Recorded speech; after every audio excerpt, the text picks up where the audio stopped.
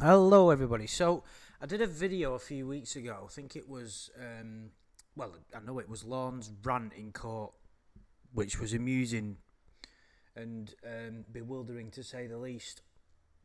Obviously, I've ranted on about that I was there to listen to it, which gives it a bit of an added extra dimension. And this is, I just thought it'd be fun to go over the when Judge Woodcock, the Right Honourable Judge Woodcock, put Mr. Armstrong in his place very well. It was great to behold. It was just, listen, I know I keep going on about it, but it was just such a fun thing. It was such almost just fulfilling then.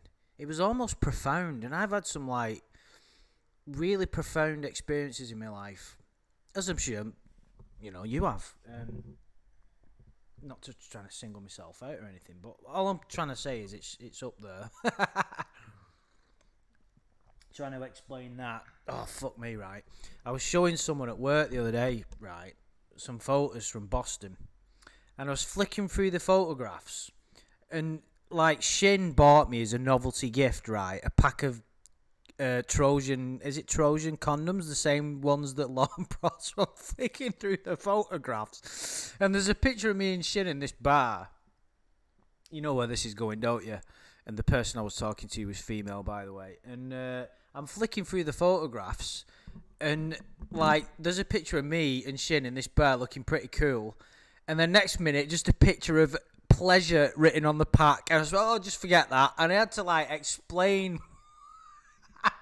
I did quite a good job of getting out of it, actually, but fuck me, I was like, you fucking moron, Andrew. What the fuck are you doing, man? Anyway, I thought I'd go over let's get it up on the screen. So this is after Lorne went on his pathetic rant. Because if you just look up here, that's what makes me drink, and I don't want to drink anymore. I don't want to put my mum through all this. That's all. Anyway, so we don't need to go over that again. So Judge Woodcock. So Mr. Armstrong, I'm going to speak to you very briefly. As I do, I'm going to tell you what sentence I'm going to impose, and then I'll ask you to stand for the imposition of sentence. So you've got two overriding issues, and the first is, and I think the most prominent, is your alcohol abuse. Now, we've done a lot of streams and videos myself about Lorne's alcohol abuse. And the reason I've made so many videos about it and I talk about it so often is it's very important to Lorne's life, as it is most people's. It's the fact that alcohol is distributed the way it is throughout Western society I find remarkable. I don't find it remarkable, I just find it the way that people use it, and I've been there, you know what I mean? It's not inherently bad, but it's got to be handled with the greatest of care. I was actually reading a book called The Blue Zones about people in the world that live the longest, or groups of people in different parts of the world that live till over 100. So these guys went investigating what it is about these people. And I think it was Sicily, where there were this group of people that, for the population per 1,000, so many people lived to over 100, and then they checked out what it was that they thought was a contributing factor. And one of them was these people that lived 100 saying, well, we drink wine in the evening to sort of, and what they're saying is it de-stresses them. And the de-stressing and allowing you to, because it dulls the mind, doesn't it? And you can sort of forget your problems. If it's done with moderation, and these people who live till they're 100, they have the most common factor in all of these people, I'm only halfway through the book, is very close, tight-knit communities, a purpose, hard work, very good food. It was all pretty pretty obvious, really. You know, there was no kind of this stamped up and this stamped on the spot 3 times, rub the fingers, and they got some kind of magic fucking spell. But it was it was interesting that they drunk alcohol and it helped them de-stress. If you can find a way, and it is possible, if you can find a way of de-stressing without alcohol, you'll live even longer because it is poisoning your body. But I suppose I'm trying to say is it's not inherently bad. It's just the way that we use it. And of course with Lorne, as he said in the chat log, he drunk to escape from reality. What is why most people have a problem with it, if not all. And that is drinking is why he ended up back in court. He violated the terms of his probation. You've got to figure out a way to stop drinking. Now, he can do that. I believe that he's not drinking as much. I heard a whisper. Because he's getting catfished again, isn't he? Isn't he like in love with a robot or something? So, I believe his drinking isn't as bad, which is quite remarkable, really. So maybe he has... Because everybody's capable of doing it. It just takes a lot of hard work. I just found... Because some friends of mine came round the other week and we watched my rugby team on the TV. And they brought beers round. And I said, I don't drink. And they weren't being dicks about it. They just said, well, why don't you drink anymore? And I said, well, I've just found... I have healthy routines, and if I drunk, those healthy routines would be out of the window. And maybe that's a good way of doing it. What Lorne's, I'm pretty sure Lorne isn't completely quit drinking. It's causing you to bump heads with probation, of course, because he's violating his terms. But more than that, it's just not doing you any good. When people drink, they lose control. They lose their inhibitions and they do stupid things and they act foolishly, and you don't need to do that anymore. I think basically what he's saying there is it's okay for normal people, Lorne. But I'm not drinking, by the way. I'm drinking a cup of tea in proper English style. Freshen your drink, governor. So basically, Lorne, you're stupid. Don't drink is what he's saying there. You don't need alcohol. It's not good for you. He said that 3 times now. So, as I said, it can't be overstated, the importance. And what you have to do is look in the mirror and accept the fact that you're an alcoholic. You drink too much even when it's not good for you. And you need the help of other people who can guide you away from drinking. And I spend quite a lot of time thinking about this. I've not had a single drink since October. And I have to question myself every now and then. Am I being boring? Do you know what I mean? Because the European Championships of Soccer's coming up soon. Have you noticed how I've adopted an American style of speaking? Soccer. We call it football because it is football, isn't it? Never mind. But I'm going to be... When England play, I get I'm quite a big England football, soccer supporter, and me and my friends are going to be out. I'll probably have a drink then, and I've you know what I mean? I'm thinking about how I'm going to go about it, really.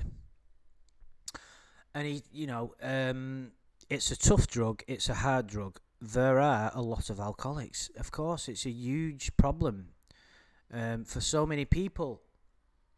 I really believe that if you drink a lot, you see, I'm reading a book at the minute called another one. I read about fucking 6 or 7 at the same time. Not all simultaneously. You get what I mean?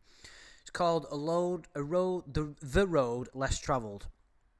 And it talks about how important it is to grow as a person. And if you're not growing in some form throughout your life, you'll get depressed. And you'll become dysfunctional, or you just become a twat, basically. And what alcohol does is it keeps you stuck if you overuse it.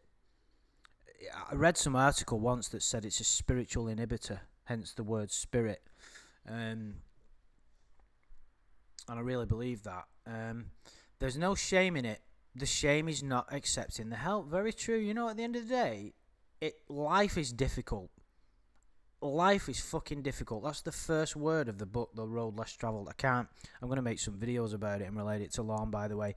Just a quick one, guys. I know I babble on about books and all that kind of stuff, but I cannot recommend that book enough.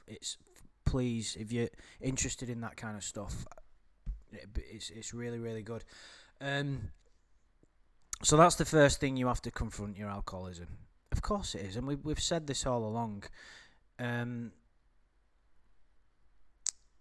Part of alcohol abuse is that people try and hide it, and they start sneaking around. And it's not, if you sneak a drink, you're not fooling anybody. In other words, you can't get away with it, you stupid. The next thing is this online business. Hey up, here we go. I could tell you the best thing for you, Mr. Armstrong, is just pretend it doesn't exist. Just cut it off. You don't need it. And we've said this, and this is, when we have the debate about the catfishing and all that kind of stuff, and all Lorne has to do is walk away from it. And really, it's the only option that he's got. He's never going to get the better of it for a number of reasons. Just cut it off, you don't need it. In some ways, I think the world would be a lot better off without it. So I think you've got a judge here that isn't a fan of the internet, and I would suggest that the reason for that is he probably sees many, many cases of online abuse, social media kind of, all of the stuff that's caused through social media and all that kind of stuff it kills people. It ruins people's lives. People commit suicide. He will have, being in his position, he will have quite a negative view of it. And of course the world would be better off in some ways. Whether it does more good than harm, I don't know. But we're stuck with it and it's not going anywhere. But of course, Lorne just needs to walk away from it. In some ways, I think the world would be a lot better off if we didn't have an internet and we didn't have email. We didn't have all of it's created a lot of good, but it's created a lot of unexpected harm. You don't need it. You don't need to go online. There's no reason.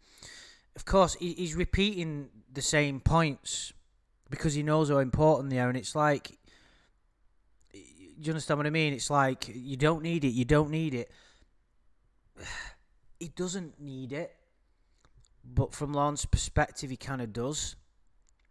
If people are talking about you online and you don't go online, you'll never know about it. Exactly. It's like when he did his YouTube channel, I know he's kind of coerced into doing it. And he would have never have got online if he hadn't have been catfished. But I don't, to the degree that he did, because he wouldn't have been able to figure out how to do it, I don't think. He wouldn't have had the balls to, because he was basically misled about what would happen if he went on there. And he was misled about people liking him. I mean, he's fucking stupid to believe that anybody. It boggles the mind. It boggles the mind that he thought he could get somewhere. It's weird. If you're an ex-gangster, or you're, you was involved in a scam and it went wrong and you did it and it was like some kind of crazy scam where you were making millions and you was, you mixed with celebrities, people would be interested. And look at Mike Tyson. Look at Mike Tyson, right? He fucking got sent down for for years for what he did to a woman, right? Nobody talks about that anymore. Nobody. If it was a child, never in a million years would he be in the position he is now. And that obviously wouldn't, he's not that way inclined. But obviously he did something fucking terrible. But with what he did, there's no coming back from that. There is a certain amount of people that give him a break, but most people, it's the worst thing, as we all know. You don't need me to emphasise it. So somebody wants to say something about you online. If you don't hear it, you'll never know it. And pretty soon, it's like everything else. You keep putting your head up, someone's going to take a shot at you. Yeah, of course. I mean, if you keep your head down, they're not going to pay any attention to you. Over time, you're going to disappear on the internet. Yeah, of course. I mean, you got to remember all this pornography business and me, making these videos. I don't know that I'd still be doing it if Lorne just hadn't appeared. It spawned on a lot of, and it's all because of the catfishing. So even me making these videos is kind of like hypocritical, really, because I don't agree with any of the catfishing, but yet I don't think he'd have been in court if it wasn't for the catfishing. He may or may not have been. It may have been in court sooner. Actually, I'm not sure. But there's a good argument to say that, I don't know is the honest answer. But his life has been changed irreparably by the catfishing.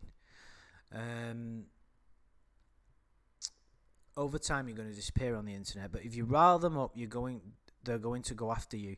And, of course, I mean, the reason people went after him is because he's an easy target. And like I said, if there's one type of person that people are not going to have any moral reservations about fucking over, it's child molesters. And I get it. It's like me having the opinion that the catfishing is wrong. It's not because I give a shit about Lorne. It's because I believe that the people engaged in that kind of behaviour, it's unhealthy. It's bad karma, and look at all the fucking drama it's caused in the community and falling outs and fucking stupid, fucking trolls having a go at other trolls. There's a lot of bollocks when you get down to it. I mean, don't get me wrong, some of it is fun. Do you know what I mean? I've got a sense of humour. I have to laugh at some of it.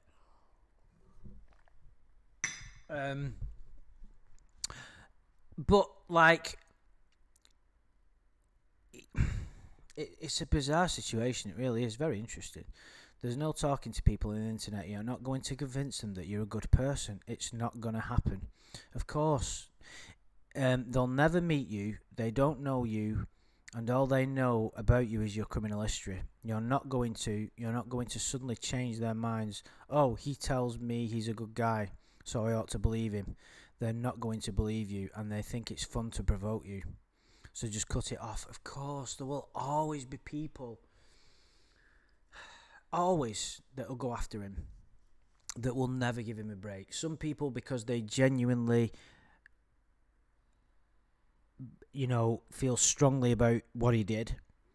There are those people in this community, if you will, that just like exacting anger. There are people in this community that are just fucking trolls, that just enjoy, that get something out of hurting other people, whether it'll be content creators like me that they've gone after, or Lorne. People don't care. Some people are that lacking in self-esteem that the only true fun that they can get out of life is by fucking around other people. It boggles the fucking mind.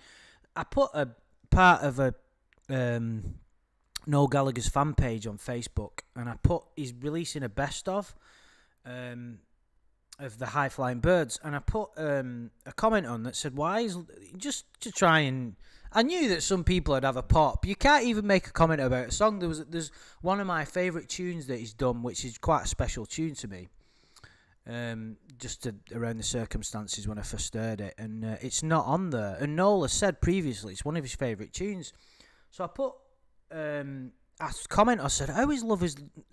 It's called "If Love Is the Law," and I said, "How the fuck is this tune not on the best of?" Like, there's other songs on there that are not as good as. And most people said, "Yeah, we can't figure it out." And then a couple of days later, because it comes up as a notification, doesn't it? A few days later, this guy said, "It's the worst song he's ever written." Fact. Now, he doesn't believe that, because it's like, it's a ludicrous thing to suggest that you somehow know what his worst song is that he's ever written. He was just trying to wind me up. And that's a minor kind of, example, but what the fuck? Why would you even... my brain can't compute it. I don't understand why. Well, I do understand why. They're very sad fucking people. That they probably impulsive creatures. They like drinking and wasting the time. Like I said, nothing specifically wrong with drinking, but I've got an idea in my head of the type of people that do that. Wankers, basically. So the point is, there's always people out there that are gonna have a go at, because like I I don't take any of this. This YouTube is just a hobby. You're not taking it seriously, obviously. I've met a lot of friends through it, so it's cool. And I just make videos about predators and Lorne. And the fucking shit that I've had is fucking remarkable. Now, don't get me wrong. I'm not totally innocent in all this. I've said and done things which were silly. There's no doubt about that. But, like, you would, at the end of the day, that's all I pretty much do is have a pop at a sex offender and do police things. And I've had, like, I'm not trying to paint a picture of me, the victim. I'm just telling you the truth. I've had people saying, I hope you're dead. I had what's-her-face take my channel down and all her trolly mates. And the internet is the playground of the fucking moron. You know what I mean? It just exasperates what's already there, but it gives people the perfect playground to do it. And it's like you see certain YouTube channels, and you can pretty much make a video about anything now, and you'll get some kind of attention if it's about a niche subject or something. And some people, all they have to do is have a couple of subscribers and over one view, that's probably their own view, and they carry on making videos and videos, and they think that's like, that attention's worthwhile. And then they take it dead seriously. And then it boosts their ego. It's a remarkable thing. Anyway, I fucking got off on one now, haven't I? You don't need it. Listen to exactly, here you go. Listen to the radio, read a book, watch TV, but don't go on the internet. Exactly, because if he's on there, he's going to Google his own name or go on fucking YouTube, innit? I think what's happening in part is that you drink too much, you go on the internet, and you're really asking for it because you're not acting sensibly either. So you've got two things you've got to control. You've got to control your alcohol use, and you've got to control your internet access. If you stop drinking alcohol, that's a huge step first, of course. And then the second is to stop going on the internet. Just leave it. I mean, he doesn't quite get it, Judge Woodcock, in that it's not necessarily him going online. It's that people have his cell phone and they'll ring him and they'll pretend to be Kayla or whatever it is, the latest, catfish will be, alien, whatever. That's the main thing. But of course, it's all stems from online. If you did those two things, you'd be an awful lot happier, the defendant. What do I do about... He's going to talk to you right now. Just leave it behind. That's what I'm telling you. I'd loved it if they'd have let Lorne continue there. Just leave it behind. That's what I'm telling you. Just leave it behind. That's my best advice. Just leave it behind. The problem you've got is that you committed a crime. I think the problem you've got is that you people, I think he was going to say you type of people, you committed a crime that makes people very angry. I was saying very when there wasn't any. That makes people angry, and you committed a crime that worries people because they all love little 13-year-old girls, and they worry about them, and they can ask any father or any mother out there. They worry themselves sick that someone is going to contact their daughter on the internet and they won't know about it, and some guy's going to drive across state lines to try and visit them to have sex with them. This is Lorne's whole problem.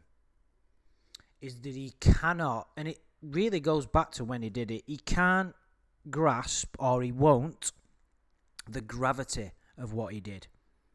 Even to this day, even when Tiffany was going over the I'm a Predator calls, and it seemed like she was making progress, but she wasn't, and that's not any dig at her, because I love listening to those calls, but he was only reciting what she was telling him.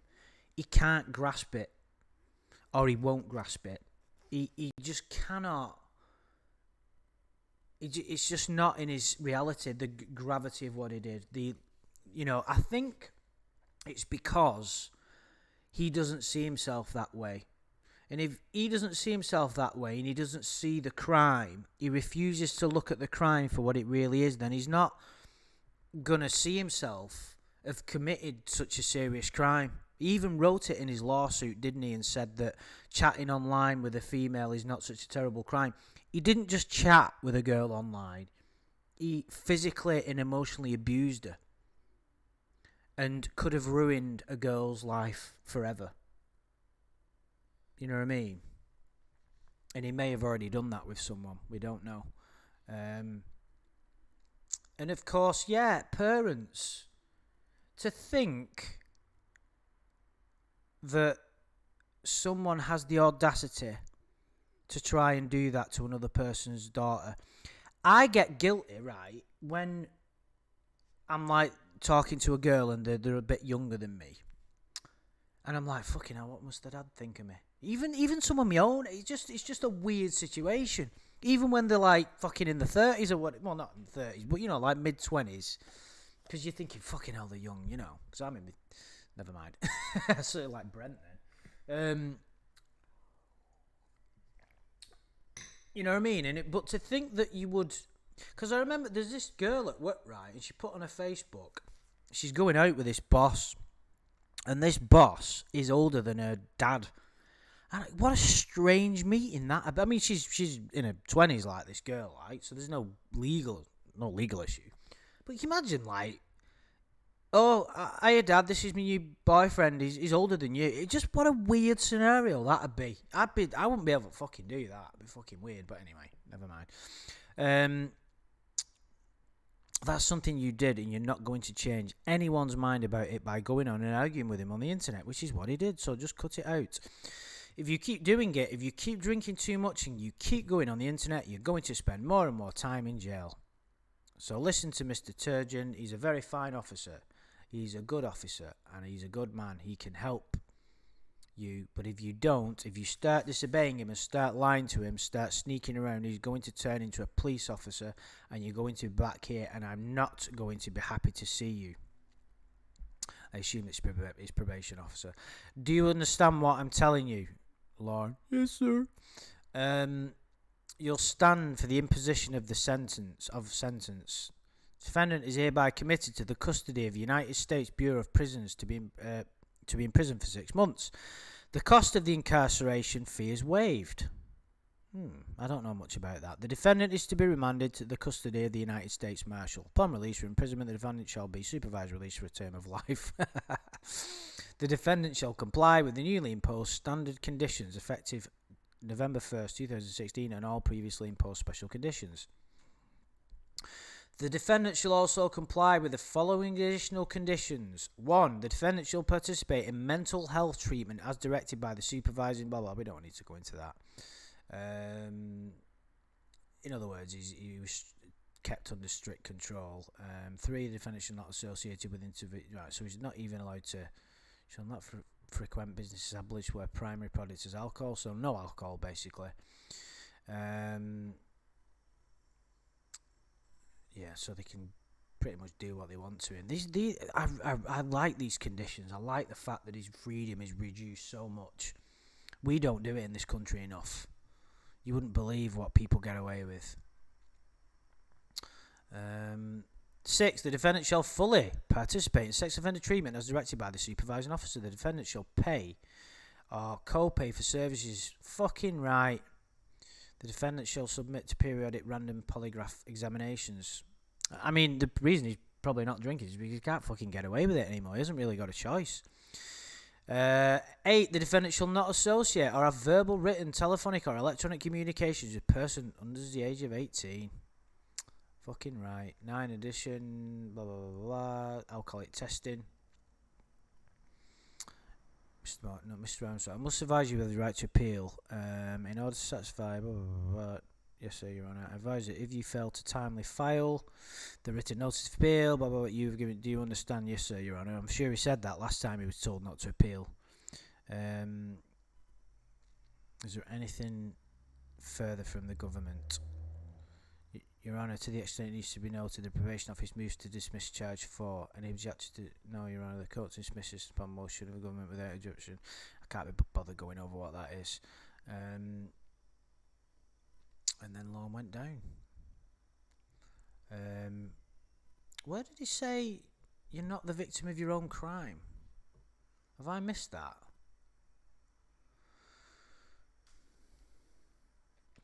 There's a part I can't find the bit in the document where the judge says, "You're not the victim of your own crime." Maybe I'll go over that at some other point. Right. Okay. Yeah. I hope that you've enjoyed this